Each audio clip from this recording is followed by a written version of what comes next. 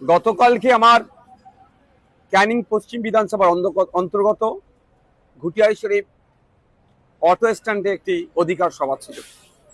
আমি যখন যাচ্ছিলাম সেই সময় যাওয়ার পথে ক্যানিং পূর্ব বিধানসভার অন্তর্গত নারায়ণপুর অঞ্চল, সম্ভবত অঞ্চলটির নাম, ওই অঞ্চলের দু জায়গায় আমাকে কালো পতাকা দেখানো হয়। আমাকে যখন কালো পতাকা দেখানো হচ্ছিল, আমি গাড়িটা স্লো প্রথম করি, তারপর গাড়ি দাঁড় করিয়ে আমি জিজ্ঞাসা করার চেষ্টা করি যে কি কারণে কালো পতাকা দেখানো হচ্ছিল। অনেক চিৎকার চেঁচামেচি করছিল। এমন একে একে করলে সুবিধা হয়। তো কিছু লোকজন বললো যে আপনি যেখানে যাচ্ছেন তারা সব গেঁজা, এই ধরনের অনৈতিক কাজ করে, ব্যবসা করে, ডিলার সব আমাদের গ্রামের ছেলেদেরকে ধ্বংস করে দিচ্ছে। আমি বললাম আমি এই ধরনের যদি ঘটনা ঘটে আমি গিয়ে গাঁজার বিরুদ্ধে বলবো। তার মধ্যে যেহেতু আমার সময় স্বল্প হয়ে আসছিল, আমার গাড়িটা আস্তে আস্তে আবার বার করে নিলাম। তার থেকে 1-150 মিটার কি একটু বেশি এসেই আবার বেশ কিছু রাস্তায় মহিলারাও প্ল্যাকার্ড নিয়ে কালো পতাকা নিয়ে দাঁড়িয়েছিল। আমি দাঁড়িয়ে গেলাম। আমি বললাম, মা কি সমস্যা গো, কি হয়েছে, কালো পতাকা দেখাচ্ছ কেন? না, আপনাকে আমরা শ্রদ্ধা করি, সম্মান করি, আমাদের অঞ্চলে আপনাকে স্বাগত জানাই, কিন্তু আপনি যেখানে যাচ্ছেন তারা কে জানেন? আমি না তো। কে, তারা কারা? এই ধরনের কথাবার্তা আদান প্রদান হলো। তাদের বক্তব্য হচ্ছে যে আমার যারা প্রোগ্রাম অ্যারেঞ্জ করেছে তারা নাকি ওই ধরনের অনৈতিক কাজ করে, গাঁজা টাজা এই ধরনের সব ডিলার্স দিয়ে। আমি বললাম, মা আমি যদি স্টেজে উঠে গাঁজার বিরুদ্ধে বলি তোমরা খুশি হবে তো? শুধু খুশি না, এটা বললাম, আমি যদি মা স্টেজে উঠে গাঁজার বিরুদ্ধে বলি তাহলে আসবার সময় আমাকে চা খাওয়াবে তো? বললো হ্যাঁ। কারণ তারা বলছিল এই গাঁজাটা খেয়ে তাদের পরিবারের ছেলে পেলে পুরো ফ্যামিলি ধ্বংস হয়ে যাচ্ছে। সত্যিকারে খুবই খারাপ যে কথা বললো। আমি যথারীতি আমার প্রোগ্রাম স্থলে পৌঁছালাম। সময় স্বল্প ছিল, সন্ধ্যা হয়ে আসছিল আমাদের। ফলে আমি যে বক্তব্য দিয়েছি তার একটা বক্তব্যের অনেকটা অংশ জুড়ে গাঁজা, অনৈতিক কার্যকলাপের বিরুদ্ধে ছিল। ঘুটিয়ারি শরীফের মতো পবিত্র জায়গায় কোনো মতেই এই ধরনের অনৈতিক কাজ, গাঁজা ব্যবসা থেকে শুরু করে এগুলো চলতে দেওয়া যায় না। তার সাথে আমি এটাও বলেছি, গাঁজা তার পশ্চিমবাংলা সে অর্থে চাষ হয় না, আসছে কোথা থেকে? বেশি শুনেছি নাকি উড়িষ্যার দিক থেকে আসে। তাহলে পশ্চিমবাংলায় গাঁজাগুলো কিভাবে ঢুকছে? এরা যদি ডিলারশিপ নিয়ে করে গাঁজাটা, তাহলে ঢুকছে কি করে? নিশ্চিতভাবে রাজ্যের পুলিশ মন্ত্রীর দোষ আছে।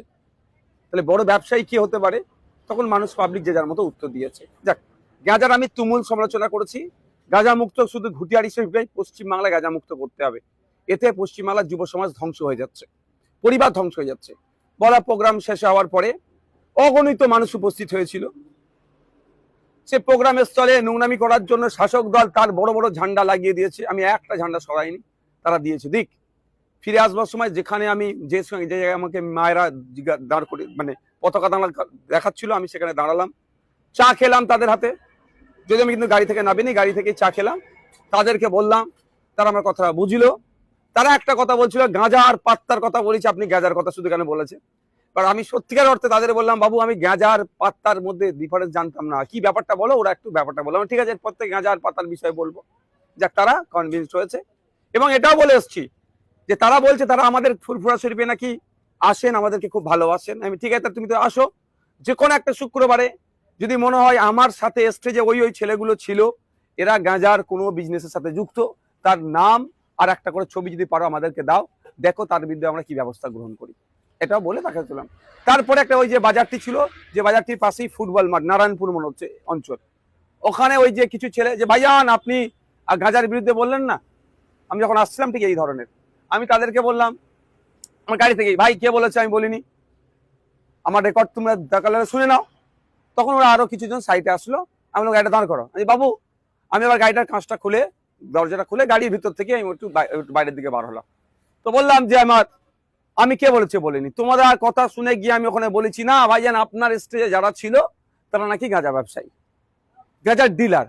আমি বললাম বাবু আমি তো জানি না, তো তুমি আমার ডিটেলসটা দাও, তার বিরুদ্ধে কি ব্যবস্থা গ্রহণ করি দেখি, দেখো তোমরা।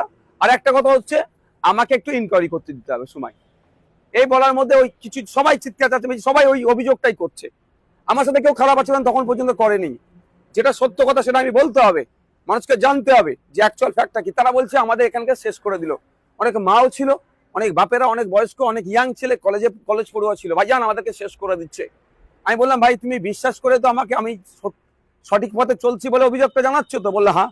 আমি তাহলে ঠিক আছে, তুমি তাহলে যারা যারা এই অন্যায় কাজ করছে আমাদের পার্টির নাকি ঝান্ডার নিচে আছে, তাদের ডিটেলসটা আমাকে দেবে। ওরাও এক প্রকার কনভিন্সড হয়ে যাচ্ছিল। সেই সময় 2-4টে লোক আসে, দেখলাম কি ওই ভিড়কে, তোমরা যাও তোমরা যাও তোমরা যাও, আচ্ছা আপনাকে আর বলতে হবে না, আপনি চলে যান। ব্যাপারটা একটা বোঝার আছে। যাদেরকে আমাদের বিরুদ্ধে খাপিয়ে তোলার চেষ্টা করেছিল, বাস্তব কথাটা বলেছি, তারা বোঝার চেষ্টা করেছে। তাদের লড়াই গাঁজাকে বন্ধ করার যদি সত্যি করে হয়, আমিও গাঁজা বন্ধের পক্ষে, গাঁজার যেটা চলছে এর বিরুদ্ধে আমি। সুতরাং তারা কনভিন্স যখন হতে শুরু করলো, দেখলাম এটা হলো। এবার তারপরে আমরা ঠিক আছে অবশ্য ভালো থাকো, যদিও তারপরে বললাম ওর মধ্যেই যদি কারো মনে হয় যে এরা অন্যায় করছে, আমাদের পার্টির সাথে যুক্ত আছে, তাদের ডিটেলসটা দাও, তাদেরকে আমরা একটু টাইম দাও, ইনকোয়ারি করে তাদেরকে বহিষ্কার করে দেবো, বার করে দেবো, কোনো সমস্যা হবে না। কারণ আমরা সমাজ ব্যবস্থা পরিবর্তনের জন্য রাজনীতিতে এসেছি, এই গাঁজা মুক্ত সমাজের জন্য এসেছি। আর আমাদের ঝান্ডা ধরে গাঁজা তো বিক্রি করবে, তাহলে তাদেরকে কোনোদিন রাখতে পারি? বলার পরে আস্তে আস্তে আমরা আসছি। দু সাইডে প্রচুর লোকজন দাঁড়িয়ে আছে, ভালোবাসার মানুষও আছে, তৃণমূলেরও লোক থাকে। কারণ যখন আমি যাচ্ছিলাম, প্রথম যারা আমাকে কালো ঝান্ডা দেখাচ্ছিল, যে ঝান্ডা দেখাচ্ছে সে হাসছে, আমি তাকে বললাম বাবু হাসলে, এরম ভাই বললাম যে হাসলে আর বিপ্লব হয় না, তুই প্রতিবাদও করছে, হাসছে কেন? মুখ বিনা হাসিতে কালো ঝান্ডা দেখাও, সে হেসেই যাচ্ছে। আসবার সময় তার সাথে দেখা হয়েছে, তার হাতে ঝান্ডা ছিল না, তখনও হাসছিল। দেখার সব মানুষজন থাকে, যেভাবে তাকে আমাকে স্বাগত জানাবে বলুন, বা আমার প্রতিবাদের জন্য তারা দাঁড়িয়ে আছে, যেটা ভাষাই নেবেন। রাস্তার দু সাইডে প্রচুর লোকজন দাঁড়িয়েছিল। এবার আস্তে আস্তে তাদের হাত দেখাতে এসছি, কে কেমন আছেন না আছেন করতে করতে আসছি। ঠিক বাজারটা শেষ হবে, সেই খবর পাচ্ছি নাকি আমাদের শুভাকাঙ্ক্ষী কিছু যারা প্রোগ্রামে গিয়েছিল, বাইকে করে ফিরছিল, তাদের উপর চড়া হয়েছে। এই চড়াওটা হয়েছে, নোংরামি কাজ করেছে। এটা এবার যখন যারা আমাকে প্রথম বলছিল ভাইজান গাঁজা নিয়ে প্রতিবাদ করতে হবে, আপনি গাঁজাওয়ালাদের প্রোগ্রামে যাচ্ছেন, তারা আমার কাছে ছিল। আমি বললাম বাবু এটা কি হলো? তুমি আমাকে সঠিক দিশা দেখাচ্ছিলে, আর এই ধরনের অন্যায়টা কারা করলো? তখন ওরা সরাসরি বলছে ভাইজান এটা আমরা করিনি। তাহলে কারা করলো? ওটা কারা করলো? এখানে বুঝতে অবকাশ লাগছে না শওকত মোল্লা সাহেব, যে ক্যানিং পূর্বের মতো জায়গাতে মানুষ রাস্তার দুধারে ঢল নেবেছে। চন্দনেশ্বর থেকে শুরু করে, নারায়ণপুর থেকে শুরু করে বিভিন্ন জায়গায় ক্যানিং পশ্চিমের মানুষ, হাজার হাজার মানুষ রাস্তায় নামছে, আতঙ্কিত হয়ে গেছে বলে আমাদের কর্মীদের উপরে চড়া হয়েছে। দুর্ভাগ্য, সেখানে কিন্তু পুলিশের একটা অংশ ছিল। প্রথমে তারা নীরব দর্শকের ভূমিকা পালন করে, যখনই হয়েছে আমি আমার কর্মীকে মারবে, আমার ভালোবাসার মানুষকে মারবে, আমি তো চুপ করে থাকতে পারবো না, আমি গাড়িতে নিয়ে পড়েছি। পুলিশ এসে বলছে সাহেব আপনি গাড়ি তুলুন, আপনি চলে যান। আমি কেন যাবো? আমি যাবোটা কেন? এবার কিছু মানুষজন যারা কিন্তু ওখানে প্রতিবাদ এই গাঁজা নিয়ে কথা বলেনি, তাদের মধ্যে, তারা নয়, অন্য কিছু মানুষ আপনি চলে যান, আপনি চলে যান, আপনি চলে যান, এই করছে। এটা বুঝতে হবে ব্যাপারটা। আমার ভালোবাসার মানুষ মার খাবে, আমি চলে যাব? এটা হতে পারে না। আমি জানিয়ে গেছি, পুলিশ এসে বলছে সাহেব আমরা দেখছি, কোনো অসুবিধা নেই, যতটুকু যা ঘটনা ঘটে গেছে আর কিছু হতে দেবো না, আমরা কথা দিচ্ছি, যারা কোনো অসুবিধা হবে না, আপনি যান। আমি পুলিশ যারা ছিলেন ওখানে দায়িত্বশীল, আমি বললাম, কিন্তু আমি এখান থেকে যাবার ছেলে নয়। কারণ আমার কর্মীকে আমার ভালোবাসার মানুষকে মার খাওয়ার আগে আমি দুঘা মার খাতে প্রস্তুত আছি। তারা আমাকে রিকোয়েস্ট করেছে, বা গ্রামের কিছু শুভবুদ্ধি সম্পন্ন মানুষ বললো যে ভাইজান, এবং যারা প্রথমে আমাকে বলছিলেন যে গাঁজা নিয়ে গাঁজাওয়ালাদের প্রোগ্রামে আপনি যাচ্ছেন কেন, তারাও এসে গেছিল অনেকে কাছাকাছি, এসে ভাইজান আমরা দেখছি, আমরা এটা মর্মাহত, এরকমই ভাষায় বলেছে, আমরা মর্মাহত, এই কাজটা আমরা করতে চাইনি, কেউ মধ্যিখান দিয়ে করে দিয়েছে। এবার কেউ মধ্যিখান দিয়ে করে দিয়েছে সেটা হয়তো ওনা বললেও আমি বলছি শওকত সাহেবের ঘনিষ্ঠ মানুষরা এই সুযোগটা নিয়েছে। তো এই অবস্থা হয়েছে। আমাকে আস্তে আস্তে আমরা বাড়ি আসলাম, আমি জাস্ট বাজারটা ক্রস করে আমি দাঁড়ালাম। আমাদের যে বাইক, যারা আমি পুরো খবর নিলাম ওখান থেকে, যাদেরকে তাদের উপর আক্রমণ চালিয়েছে, তারা ওখান থেকে যতক্ষণ রেস্কিউ হয়েছে, আমি ওখানে অপেক্ষা করেছিলাম তাদেরকে তাদের বাড়ি পৌঁছাবার জন্য। আমি রাস্তা দেখিয়ে আমি বাড়ি এসেছি। এই হচ্ছে ঘটনা। ব্যাপারটা হচ্ছে আমরা প্রশ্ন, এখানে অঞ্চলটার নাম কি? সম্ভবত নারায়ণপুর অঞ্চল। ওখানকার বিধায়ককে শওকত মোল্লা সাহেব, ওখানকার এমপি কে তৃণমূলের এমপি, ওখানকার প্রধানকে তৃণমূলের, ওখানকার জেলা পরিষদের সদস্যকে তৃণমূলের, ওখানে সমিতির সদস্যকে তৃণমূলের, ওখানকার নয় সারা রাজ্যের মুখ্যমন্ত্রী কি মমতা ব্যানার্জি। তাহলে গাঁজাটা বন্ধ করার দায়িত্ব কার? যদি প্রশ্ন আমার, যদি আইএসএফ এর ছত্রছায়া থেকে কেউ গাঁজা ডিলার করে, এইটাই তো সুযোগ শওকত সাহেবের কাছে, ওকে ধরে জেলের মধ্যে ভরে দেওয়া। তা করছে না কেন? মানুষকে এই ধরনের প্রোগ্রাম করাচ্ছে বা এই ধরনের প্রোগ্রাম করছে কেন? প্রশ্ন থেকে যাচ্ছে। যেখানের বিধায়ক শওকত সাহেব, তার এলাকায় গাঁজাতে গ্রাম শেষ হয়ে যাচ্ছে বলছে, অঞ্চল নাকি শেষ হয়ে যাচ্ছে, তাহলে গাঁজাটা ব্যবসাটা বন্ধ করতে পারছে না কেন? ওরা তো সরকারে আছে। এমনিতেই আমাদের কর্মীরা কিছু করে না, ভাঙড়ে রাজ্জাক্কা খুন হলো আইএসএফ এর নেতাদের নামে চিৎকার চেঁচামেচি করে আইএসএফ এর নেতাদেরকে কিভাবে গ্রেফতার করতে হবে তার জন্য উঠে পড়ে লেগে গিয়েছিল।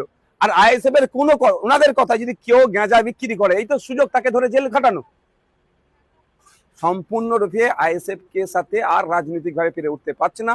সাধারণ সরল সহজ মানুষকে ভুল বুঝিয়ে আমাদের বিরুদ্ধে খেপিয়ে তোলার চেষ্টা হচ্ছে। যখন সেই সহজ সরল মানুষটাকে তাদের ভাষায় আমি বুঝিয়ে দিচ্ছি, ওরা চাইছে গাঁজা বন্ধ হবে, নওশাদ সিদ্দিকীও চাইছে গাঁজা বন্ধ হোক। ওরা বলছে আপনি কেন গাঁজাওয়ালাদের প্রোগ্রামে গিয়েছেন? আমি বলছি গাঁজাওয়ালাদের প্রোগ্রামে কি আমি তো জানি না, আইএসএফ এর প্রোগ্রাম, কারা অ্যারেঞ্জ করেছে আইএসএফ এর নেতৃত্বরা। তারপরেও বলেছি আমি স্টেজে উঠে গাঁজার বিরুদ্ধে কঠোরভাবে বলবো এবং স্টেজে উঠে কঠোরভাবে প্রতিবাদ করেছি।